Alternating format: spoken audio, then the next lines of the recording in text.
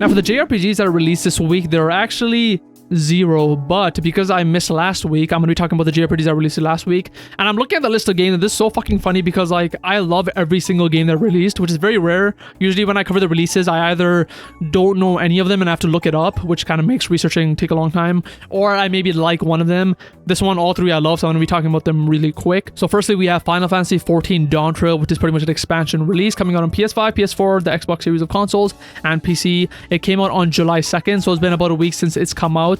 This is a game that I'm going to play at some point, I know that, but I just don't know when. Pretty much the way I play Final Fantasy XIV is in waves, where I get really into it and then I kind of stop playing for a while, then I get very into it and stop playing for a while. And I pretty much played like 2 expansions in a row of Final Fantasy XIV, then I took a break and I just haven't gotten back into it. I believe I am on Stormblood. I believe I just started Stormblood, which is I believe 2 expansions behind Dawn Trail, I believe.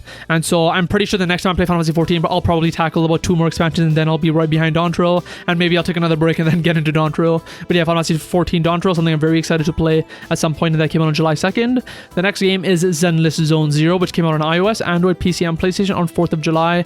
I've been playing probably for 2-3 days. I didn't jump into it right away because it kind of released around the same time as Wuthering Waves' newest update, so I want to focus on Wuthering Waves because I love that game. And so after I was done with the story and all that with the new Wuthering Waves update, I moved up to Zenless Zone Zero, and I've been loving it a lot, and so I'll be talking more about that in my what I've been playing section. But yes, that game came out on July 4th, and the last game is The Legend of Heroes Trails Through Daybreak. I already talked about this a bit, but it came out on July 5th, so it's been 5 days since it's come out on the PS5, PS4, Switch, and PC.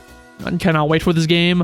I don't want to talk more about it because there's nothing really to say, but this is probably my #1 most anticipated game of the year, and so I can't wait to get into it, even though there is a chance it may not be this year.